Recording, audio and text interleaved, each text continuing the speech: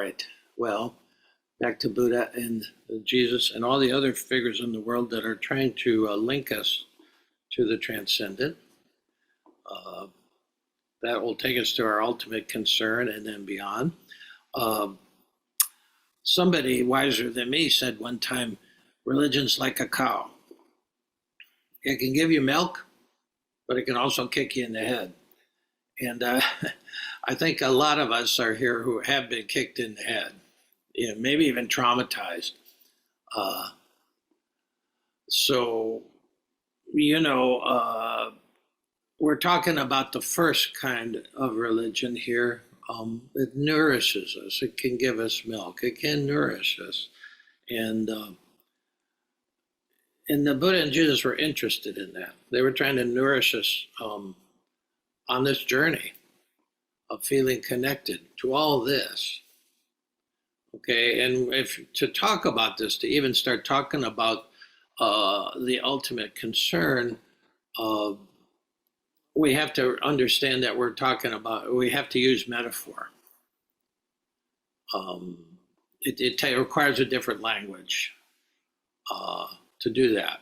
And so I'm going to give you a couple of sort of front-loaded metaphors before we actually check out the ultimate concern. Um, Again, I talked before we sat. I had it somewhere here. Props evade me, but I had a coin, and I said,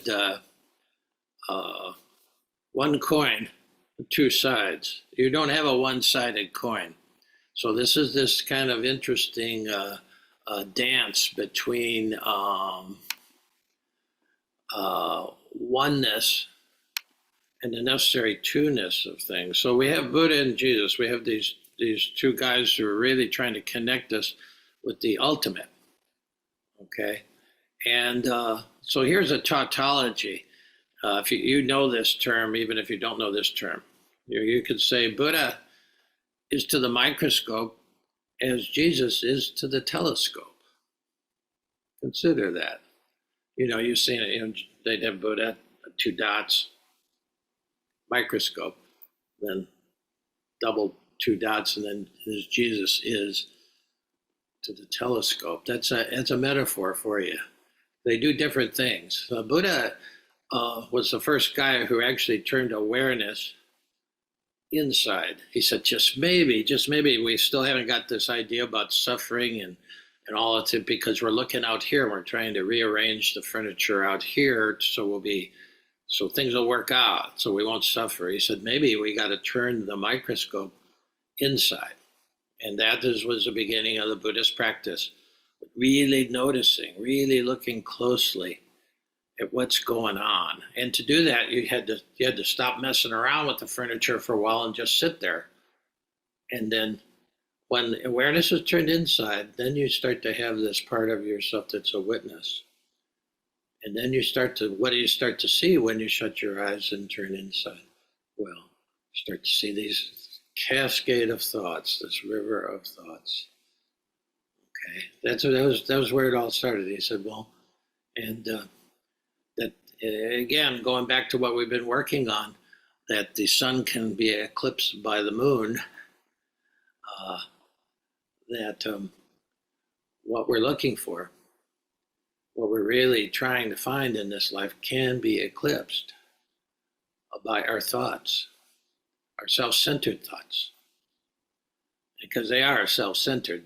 Anything that gets in the way of what we're really looking for, self-centered thought. And then you can get emotions where self-centered thought has such a power that it actually moves the body into having an emotion. Emotion's a compound of thought and the body reaction. Well, the Buddha was saying, look at all that. That is very much the Buddha way. Okay. And that went on for 500 years, and it was new. Nobody had ever done that. They said, if you really want to connect with the ultimate, the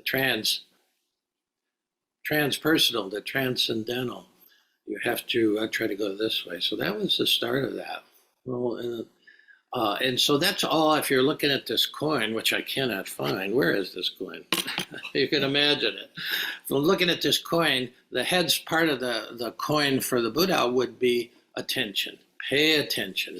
That's code for awareness. It's the same thing. Pay attention to what your mind's doing, how it manages to obscure your true nature, what you're really looking for. So pay attention to that. Well, that's very much the Buddha way. And the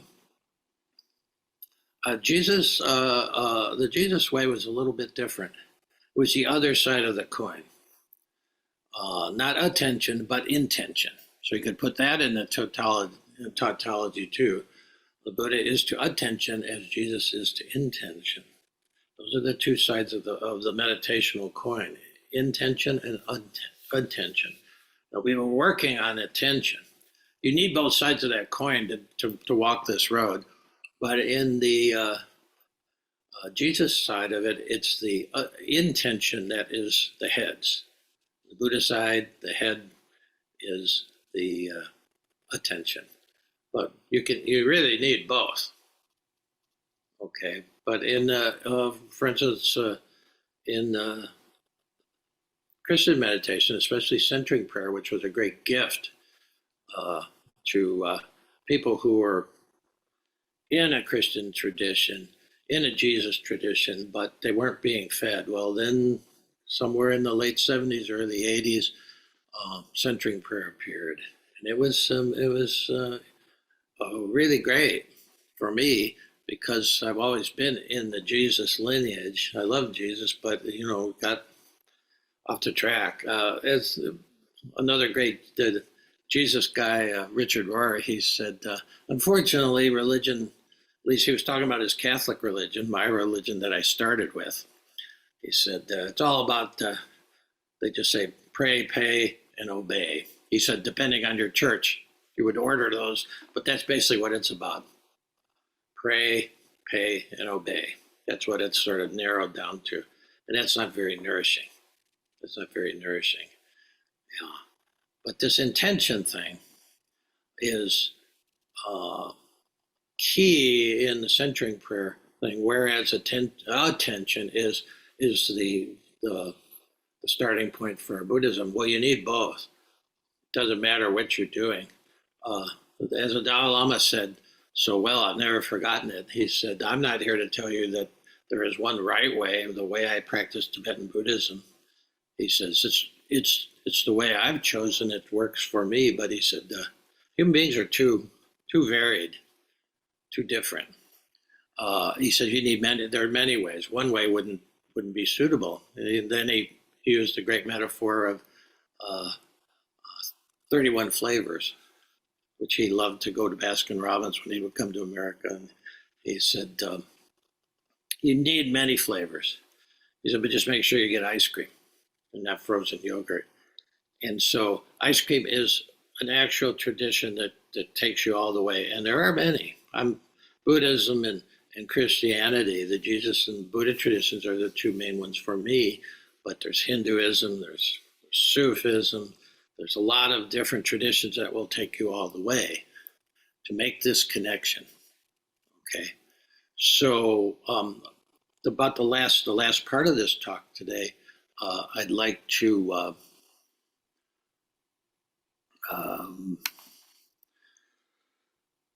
actually give you a gem from the Jesus tradition, from centering prayer that I learned. And your practice might be more in the Buddhist vein, but you can actually use this.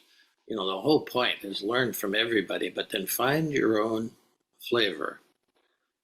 Maybe it's pistachio, maybe it's Rocky Road, but stick with it.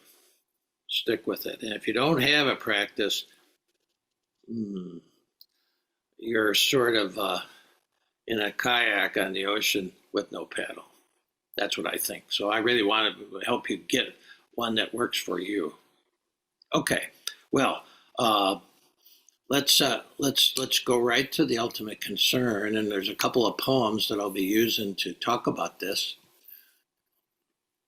And this comes, at least it came to me from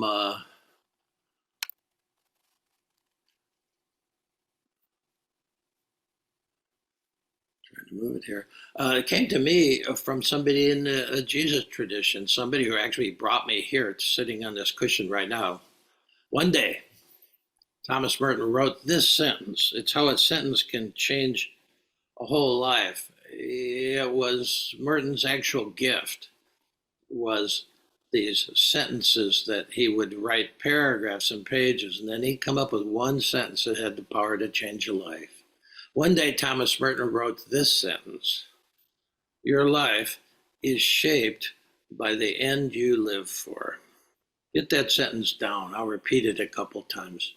It came in a much longer text, of course, but he said, your life is shaped by the end you live for.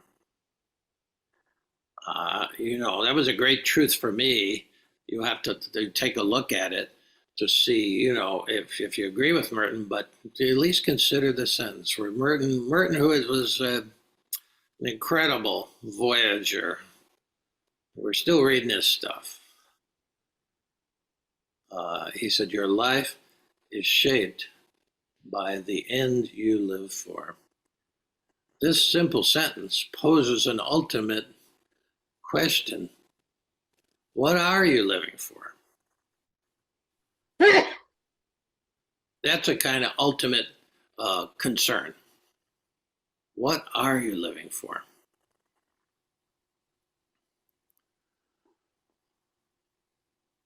Your life is shaped by the end you live for.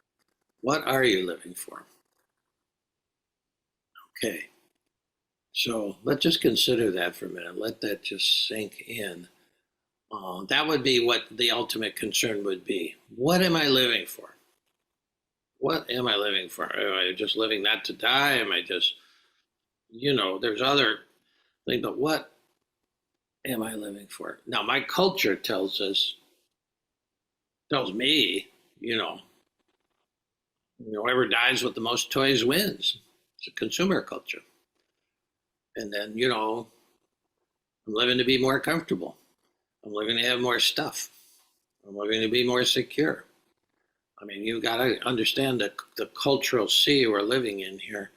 And so Merton was not in that sea. He was in a monastic sense. He was a contemplative, which was another point of view entirely. And he says, your life is shaped by the end you live for.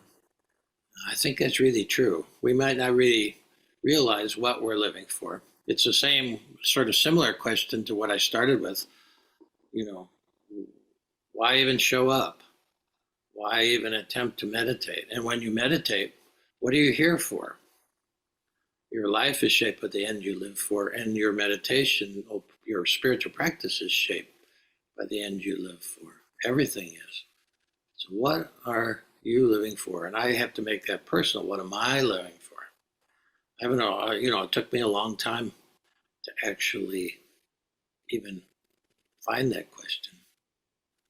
Yeah, so that's the beginning of it. That's the question for the rest of this. What are you living for?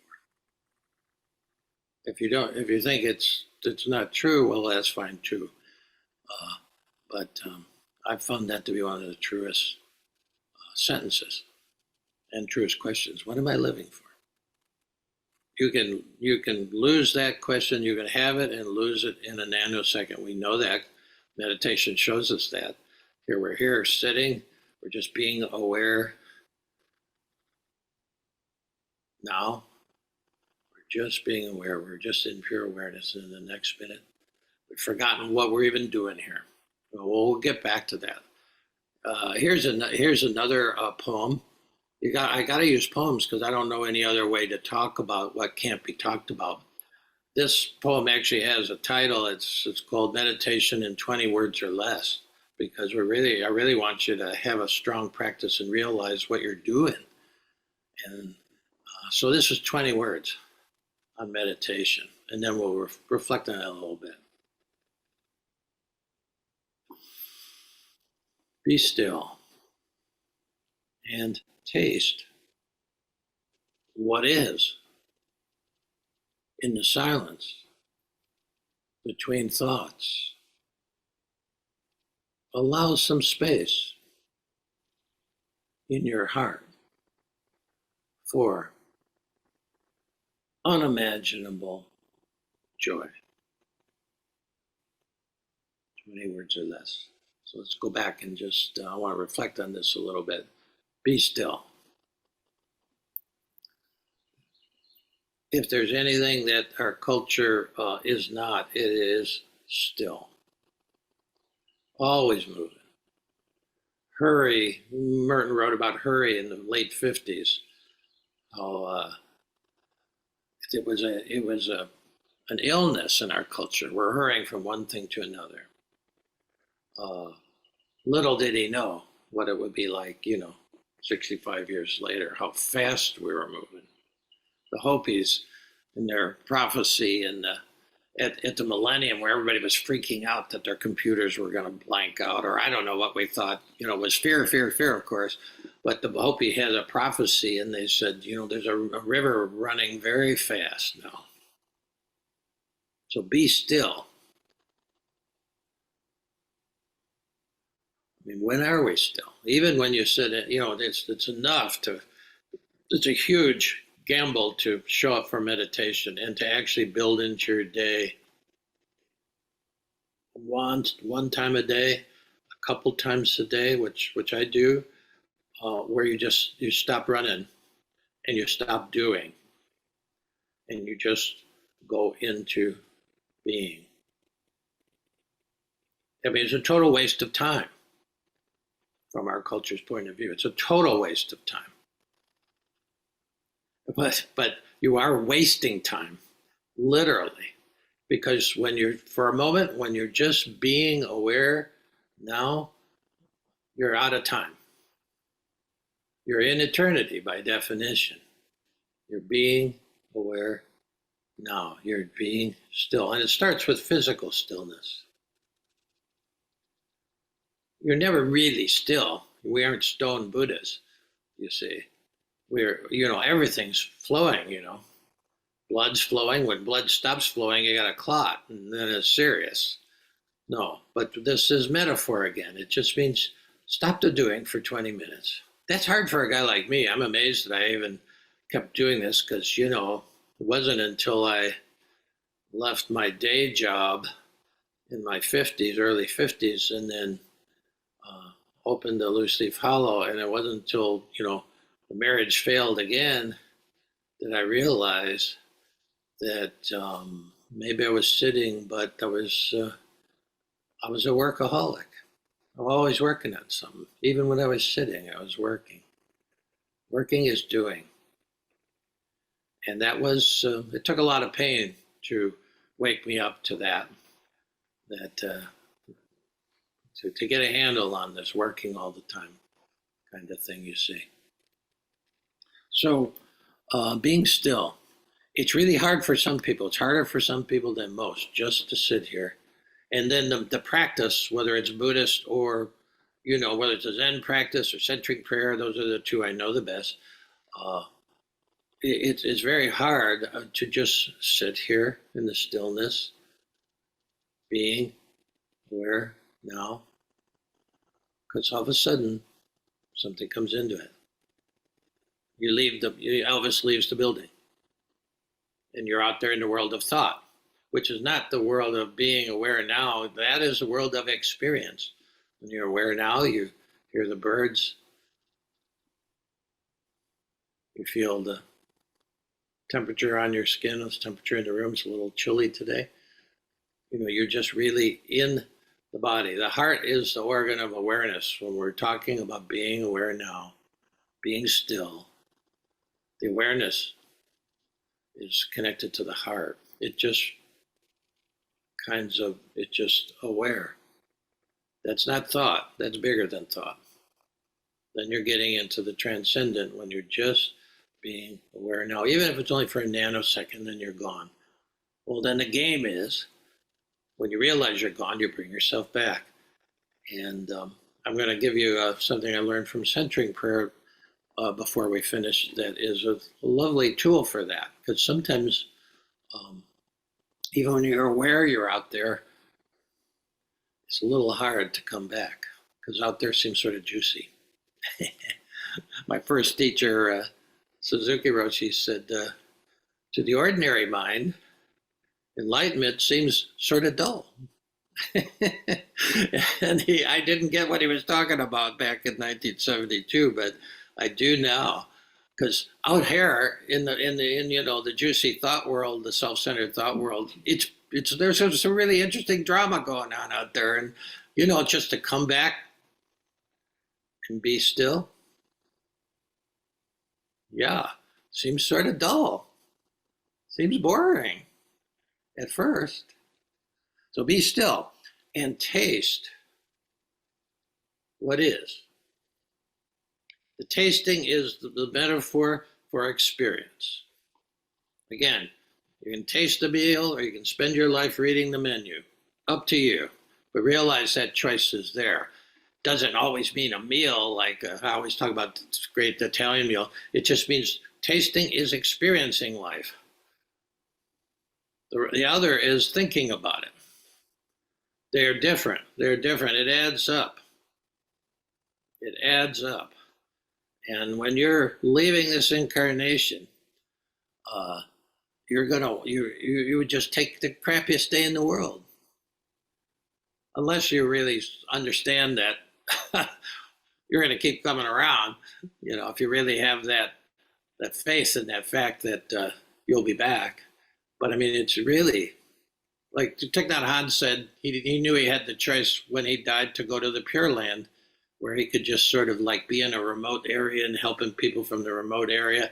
And he said, well, if there's no lemon trees in the Pure Land, I'm coming back. Because he enjoyed lemon trees, which they grow in the south of France.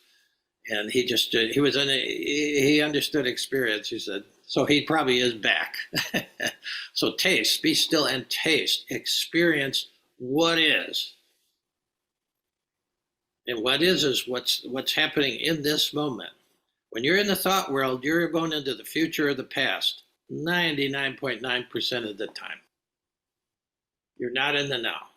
You're not in the what is.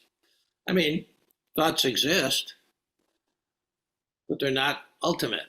They come and they go. They're like smoke. So emotions the same way. Emotions come from the word means they move. What moves? What rises up and what goes away. That happens, but that's not the ultimate. That's you're drifting into some area that'll be of no consequence. Taste what is. Well, sometimes when you bring yourself back to what is anger. The what is pain. Another reason we stay out there. What is a difficulty. Well, just taste it. Just experience it fully. You're not trying to organize anything. You're not trying to control your meditation. When you come back to being here and now, just being aware. Sometimes you have to be aware of that anger. You're not trying to get rid of it. You're not trying to do anything with it. And being aware means you're just feeling it. That's fine. It's different than thinking about it. You got to do, perhaps you know what I'm talking about, that being aware of your anger, being aware of your melancholy, being aware of your feeling of being betrayed is different in the thought world than it is when you actually bring it into the body and just feel. When you feel totally hopeless, where do you feel that in the body? Rather than just thinking about how unfair it is or whatever. It's very different when you bring it back into the body. It's this total paradox that, growing up Catholic, the big thing was the body of Christ, the body of Christ, the body of Christ. And yet mostly what we got was doctrine and very little body. It took the Buddhists to bring me into my body, to be honest, to understand what the body of Christ really meant. You bring it into the body, the healing can happen. So taste what is. And so be still and taste what is in the silence between thoughts. That comes as you realize the silence between thoughts, even though at first it's maybe a nanosecond, then you're back out. It's like in the beginning. Even if you're doing it a long time, some days it's like that. But in that little nanosecond, the silence between taste what is in the silence between thoughts. I saw, I've sent this to some of you, a video of guys who learned centering prayer in prison. And one guy who really got it, he said, in the silence between thoughts, I could hear God's voice. And that silence between thoughts grows as you practice. No silence, all you got is thought, and you can't hear what you're, if you're thinking, you're listening for guidance. Where am I going? What am I living for? If you're listening to that question, you take it into meditation, into, what am I living for? Take it into meditation, and the next minute you're thinking about the Pacers game last night. I know I am. And then you say, oh yeah, okay. And that's where this little quite a terrific practice from centering prayer helps me out all the time, because I really like that Pacers game. I was replaying it this morning as we were sitting. I was replaying this one shot. But as you really practice tasting what is in the silence between thoughts, more space. You allow some space to come into your life. You allow some space in your heart. The heart is the key. That's why we call this heart to heart, not mind to mind, not body to body. This is heart to heart. You allow some space in your heart, because the heart is the thing that resonates with life. It's the connector. It's a connector. The heart is the only thing that's strong enough to integrate the mind and the body. Some of us are mind cats and some of us are body folks. All of us have some of that in us, but actually to connect it, to actually be integrated, mind and body integrated in the heart. Make awareness the master and thinking the servant. So thinking has a place, but it should be in the service of living. Yeah. So allow some space in your heart for unimaginable joy. You can't imagine it. I couldn't imagine it. I didn't start for that reason. I started because my ass was on fire. I was so anxious. I was just freaking out. I didn't know how to teach. And so I just started sitting because Suzuki didn't look stressed. It doesn't matter why you start. It doesn't matter why you show up. But if it's more space you allow in your heart, you're allowing space for unimaginable joy. And that's not all, but that's really, when if you see Thich Nhat Hanh, if you see the Dalai Lama, if you see Pema Chodron at 80 or 85, and it takes a while, but you see this joy. And then here's the last poem, and then we'll wrap it, because this is a poem that I call True Nature. What is your true nature? What is the center that you're trying to connect with in centering prayer? What is the Buddha nature? What is enlightenment? Yeah, so this is a short poem, because it's, I wrote about 3 pages and then it came down to these, 20 words or something. That's my normal process, just trying to get it down. True nature. This love, this peace, this joy that I feel,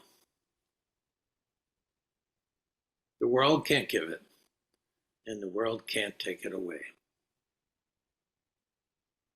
True nature, this love, this peace, this joy that I feel, the world can't give it, and the world can't take it away.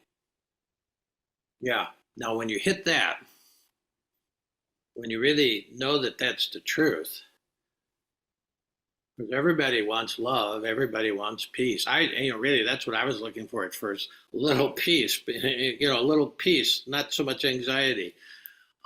This love, this peace, this joy Joy is a really misunderstood word.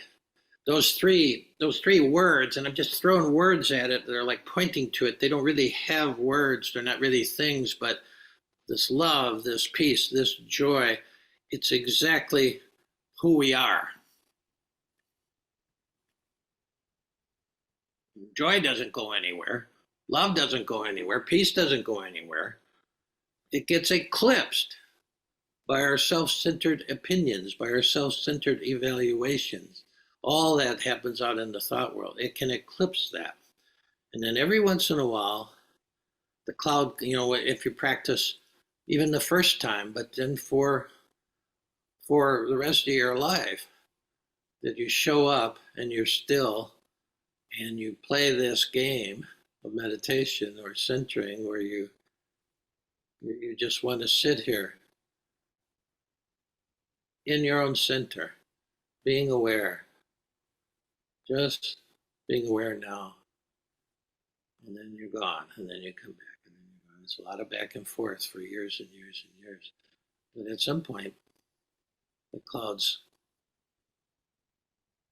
can really get the sense, yeah, that's what I'm looking for. Love won't be found out there. The world can't give it. No person can give you what you're really looking for. Your relationships will teach you this. And to have, the folks here that are showing up every time and doing this basic experiment, it doesn't matter in what form, centering prayers, Zen, Vipassana, Tantra, Hinduism, indigenous practice. Human beings are longing to get in connection with this transcendent reality. They know there's something more. And the microscope and the telescope. Microscope is looking at the infinitely small ways that you eclipse yourself. And that leads you to quantum physics, which deals with the stuff you can't even observe with your naked eye. And the quantum physicists say, hey, ultimate reality is playing by different rules. It's not linear. It's not climbing a ladder. It's the total different rules. But then when you go to astrophysics with the telescope, whether it's attention or intention, you see the same things. When you look at the big picture, the whole universe, as we're looking with our telescopes now, you realize it's not playing by any rules of time and space. And that's the same for your life. Because you are connected to all that. The feeling of not being connected to all that, I think that's hell. That's the ultimate suffering. That you're not connected to the cosmos, that you're not connected to the subatomic level, that you're not connected to your wife or your husband. That's real hell. Or your whole family all around you, and you just feel like I'm not connected to that. See, so it is about this sense of connection. What am I living for? Your life is shaped by the ends you live for. I still have residual conditioning of what I lived for as a kid. I lived to survive. and so we all have that residual conditioning. That's what pulls us out still. We get tricked by it. We think we're going to find it out there. And no. I mean, this is a great symbol.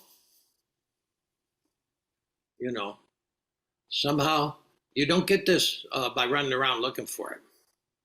The sense of that you come in contact with that precious true nature, your Christ self, your Buddha self, whatever you want to call it.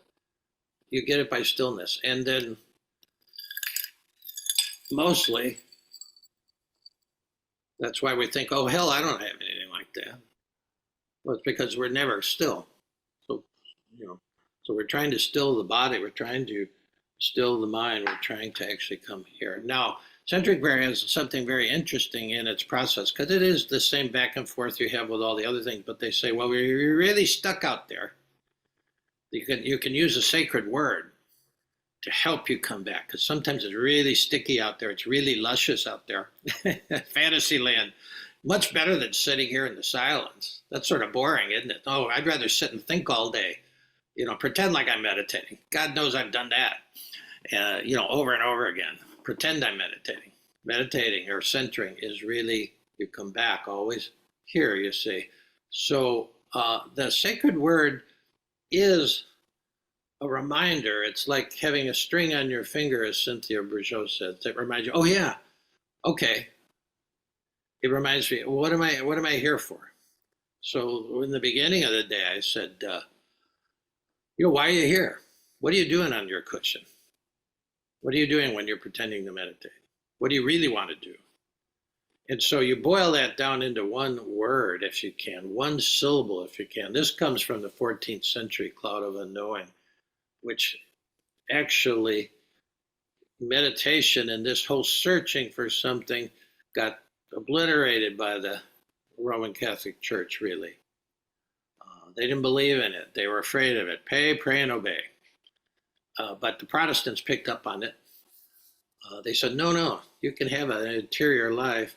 But even they didn't go strong enough. The Quakers,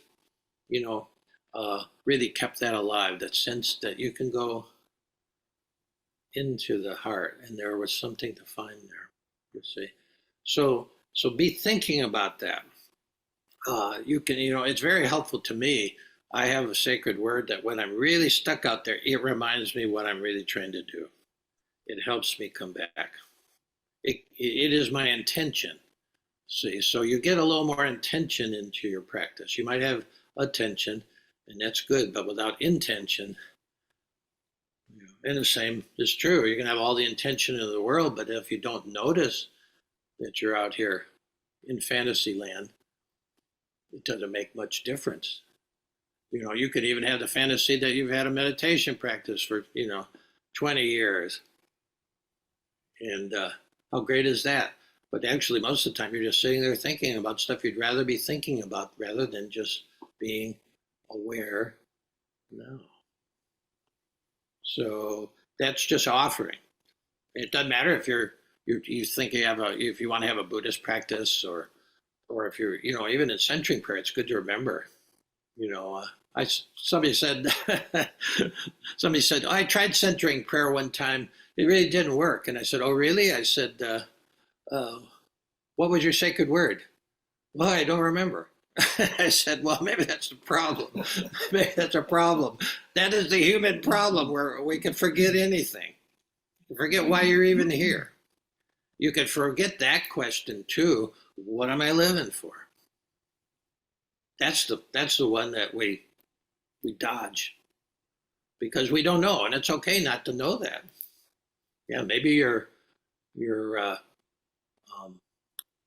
sacred word is 2 words. Don't know. That's a really powerful sacred word. Try to keep it short. That it just reminds you what the heck you're doing here. It's your intention. Just while you sit. Why are you sitting? What is your intention? So I just offer that up. To me, I find it a great help. It's one of the brilliant things about centering prayer. It gives you that tool. We need tools. We need paddles. Again, we're in a kayak with no paddle on the big ocean. What are your chances? Practice gives you these paddles. You don't need many. You don't need a lot of paddles. You need one paddle when you're in a kayak on the ocean. Plus, you need to practice. You don't go right out into the ocean. You practice in a little cove. You practice, and that's what this is. That's what this whole day is. It's a little cove where you're not really dealing with, your spouse who you're in an argument with. You're not dealing with the world really and what it thinks you should be. We're here with a bunch of friends, and we're in our kayaks in this cove, and we're practicing coming back. We're practicing knowing what we're doing. You see, then the rest of the day you're in the big ocean. Might be big waves, but if you have no practice, which most people don't, it's not fun. It can be a lot of fun being on a big ocean in a kayak. Be a lot of fun. So maybe that metaphor works for you. Why have a practice? If you don't have one, or if you've let it go, take a look at your life. You're on the big ocean with no paddle, and that's not fun. That's not fun. Yeah. Okay, I think that's enough. Let's take a break, and then we'll come back and get and paddle a little bit. All right.